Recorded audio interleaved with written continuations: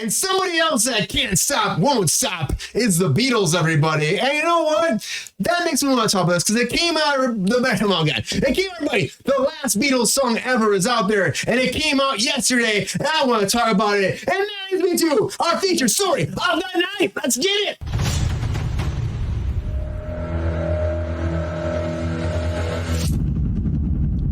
Brian's had a few little angry orchards tonight, I would say. But Beatles Now and Then is out. If you haven't heard it, I wanted to play the actual music video, but I don't know if it's going to work tonight. No. I feel like if I play it, we're going to be like something crazy. Well, how about you start playing it and you guys in the chat let us know if it works.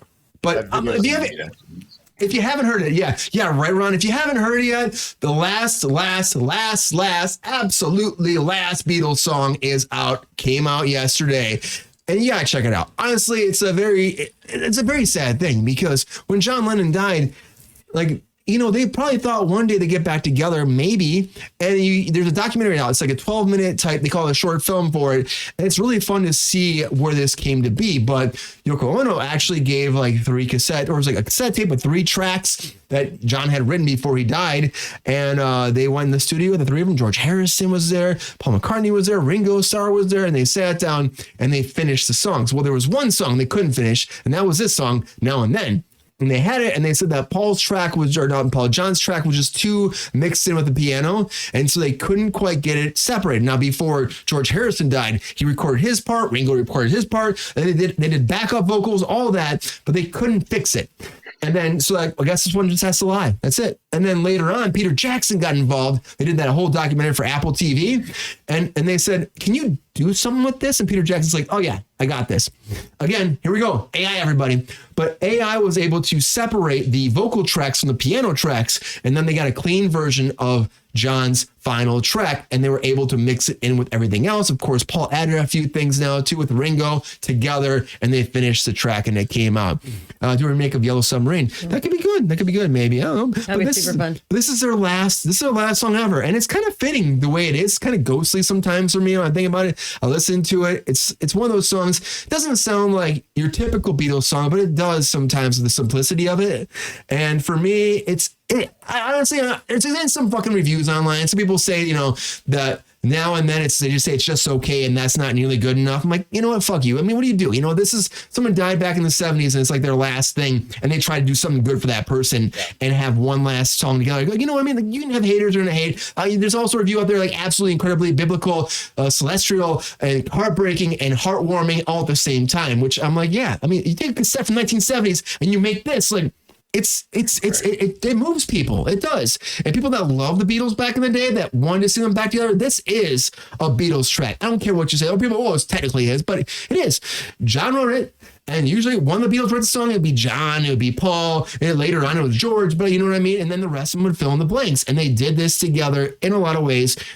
Maybe they weren't in the same room together, but to me, I'm like, it's cool it happened, I think, you know? The Michael Jackson stuff, I think about Michael Jackson, he never wanted his stuff out there a lot of times, and Michael Jackson, he's a whole different can of worms, but he didn't want that out there. But they talk about John, like John would have loved this. They love technology. He wanted to see this come to fruition. Like he was just jamming out and he had a good time, and it's beautiful, but it also made me laugh sometimes. It was funny because like sometimes John Lennon's like doing this.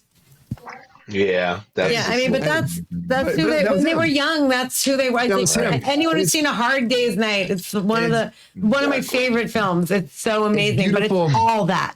It's beautiful, but it's also like, it's just fun. Like when they're behind the orchestra, we'll put the link in, you can watch it later. With the orchestra. And we'll put a link in. And they're both doing that. It's really good. I love it. Somehow, Yoko. I knew it was a Beatles song right away. Immediately, yeah. Right, Ron? Ron, like Ron, you hear this? Is this like, are you happy this came out, or do you think they should have left it alone in the past? Oh God, no! I'm so happy this came out. I wish there were 7 more. You know why 7? Yeah.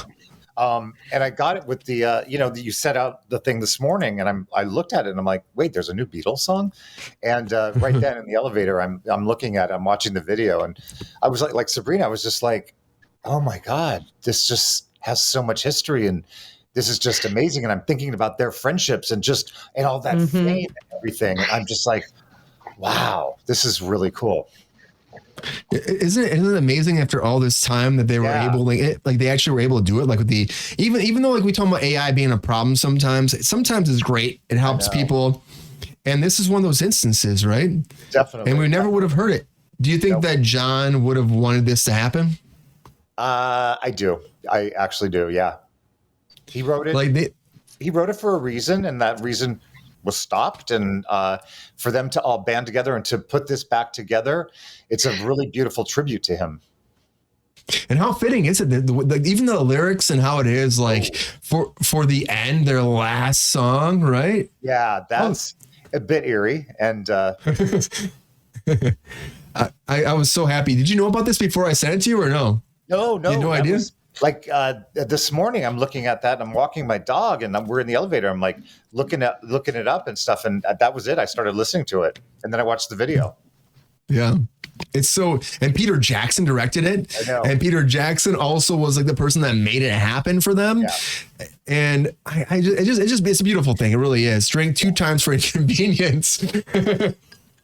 Well, I guess we can't play videos anymore. Where's your drink, buddy? I got water. I drink all my other beer.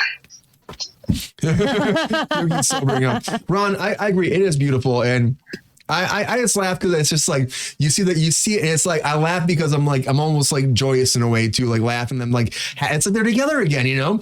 And they have Paul popping in the video. When you watch video, he's popping in and John's popping in and they're playing together, even though they could never play together again. And it's just a sad thing, but it's also very fitting at the end that this song is the last song.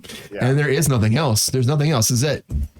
And John had no idea. He wrote this, he had a little boombox and he had his guitar or a piano and he sat down and recorded it. So I just think for entertainment wise, nobody did more than the Beatles. Like when it comes to music, like everybody's done a lot, but Beatles did fucking a lot. And it's a beautiful thing. It really is.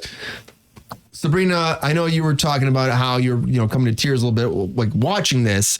Are you excited this actually came out? Does this tarnish them at all, or do you think this is like a really good thing for the Beatles to have a send off this way? No, I think it's great.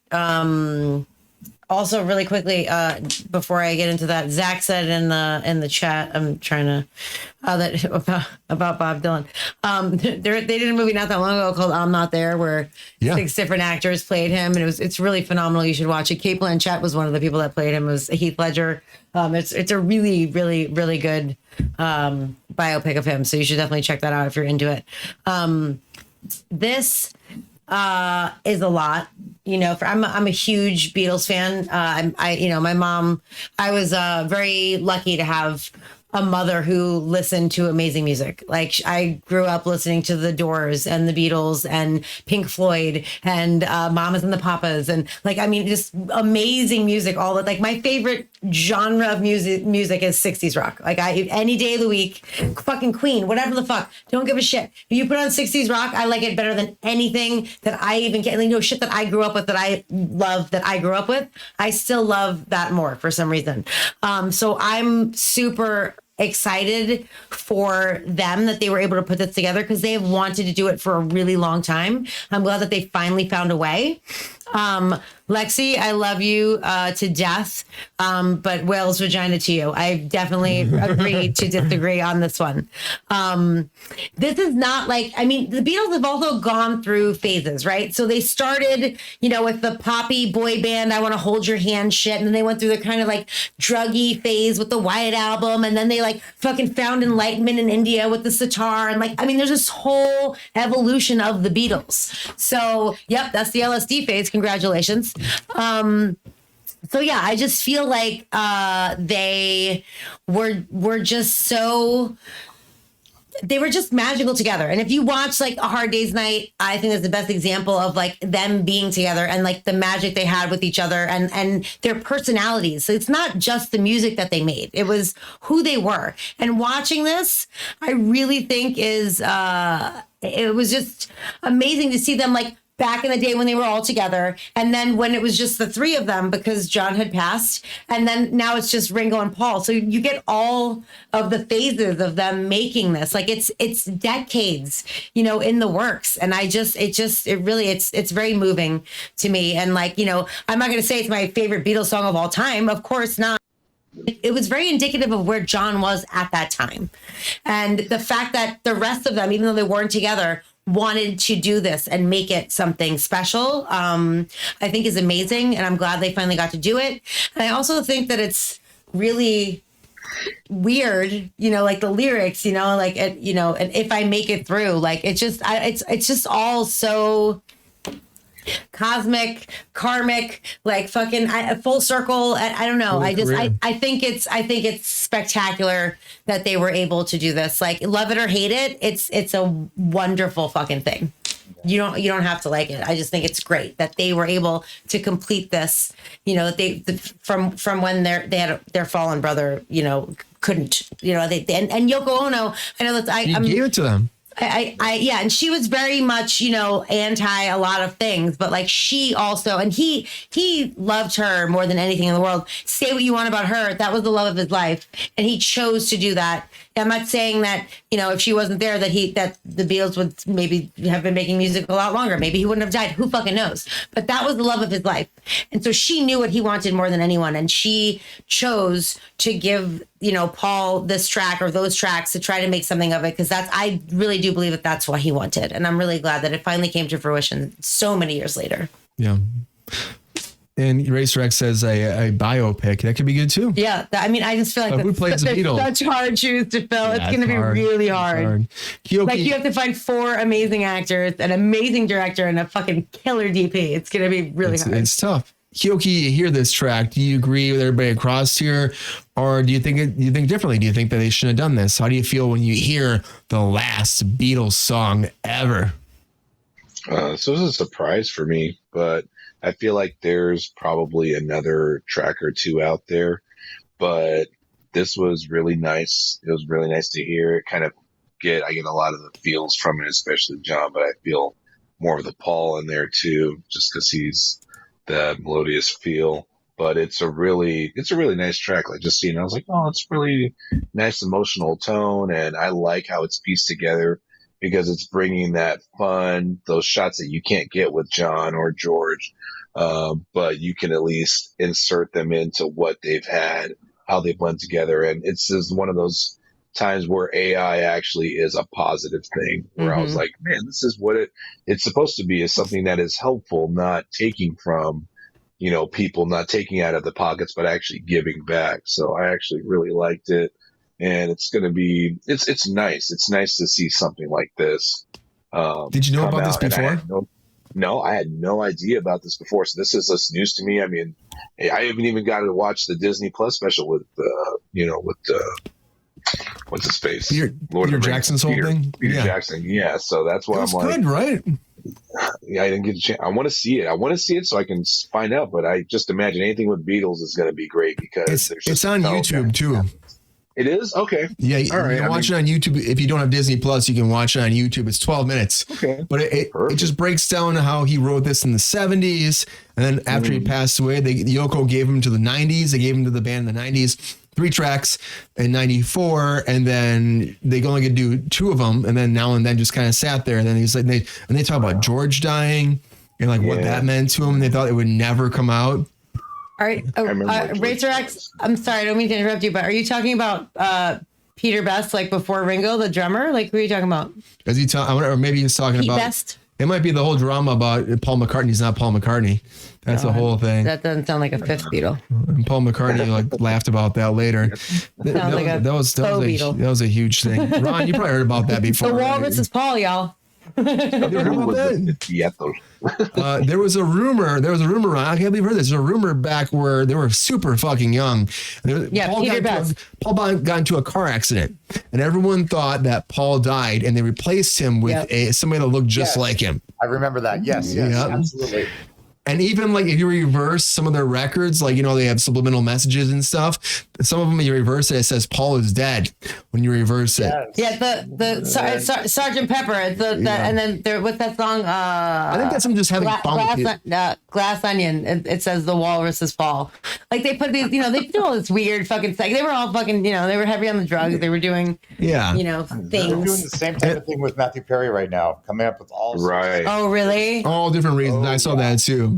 The one that the one that sticks is like he wrote in his autobiography that if Batman appears, I'm in trouble, and apparently in his home there were 2 Batman lights. I saw that. What? Yeah, because you mean like the one that they call Batman with? So he was watching it at Batman, the new Batman movie, and he loved Batman apparently. Yeah, You know, like he had like 3 TVs in the room. By the way, I was like, what the hell's happening? But like. He's like panning around with his phone. You see like the Batman this TV on this TV, and then it was like the bat signal and then another bat signal. It was like a week before he died. wow. Yeah. Yeah. I mean, There's also that picture of him in the hot tub. You know what I mean? That he put out there is looking That out. was eerie. The dark picture of him in the corner. Oh, that was very very eerie. I mean, people are gonna always, you know, do stuff like this because they can. But like, I think the Beatles knew that shit was going on, and they fucking they fed into it, which I think was kind of brilliant. You know what I mean? Yeah. Like if you know, like if you turn the record backwards, you would hear like Brian said. But they're also like some of the songs were like very cryptic, and everyone was like, you know, and you know what? To be fair, Taylor Swift does that shit now. She's the queen of a fucking Easter egg. She's like, I'm gonna take that Beatles shit and play, but you know, like she made it modern day like that. It's very fucking smart of her. Oh yeah. But like that is a thing, and like they utilize it, they capitalize on it, or what's the right word? They made it their own instead of letting the fans take the narrative. But they're like, let me jump into this. Let's do it together, kind of, which I thought was super cool. This whole thing is just sad. I mean, the Beatles were fucking awesome, and it's sad their story, but it's great that at the ending of it all, there's one song that brought them all back together. Lexi, the Beatles music was better than the Monkees, just to be clear. I know that you asked that question. I'm just saying it's great. There's one song that brought them all back together, and they got to have one moment. And it seems like it's so fitting for the end of the Beatles. And there's only 2 left, and it sucks, but that's where we're at right now. And honestly, I'm happy this song came out. Some people may trash it. Some people might be like assholes about it, but you know what? It's their legacy. And if they believed the person they knew better than anybody else wanted this to come out, right, and they, after all their battles they had back and forth, that they thought this was the right thing to do, I believe it was the right thing to do. And they got together, and Yoko Ono was on board, which she was not on board with much. Yeah. So that's really, you know, that was big. Huge thing. Yeah, absolutely. I'm happy it happened. So the last Beatles song is out, everybody. Check it out. Apparently we had some issues with YouTube. I'm sorry, we'll guys. find out what happened. Thank you so much for being here, because we love talking about everything, but I'm so excited this came out, and I hope you loved it as much as we did, because it's magic.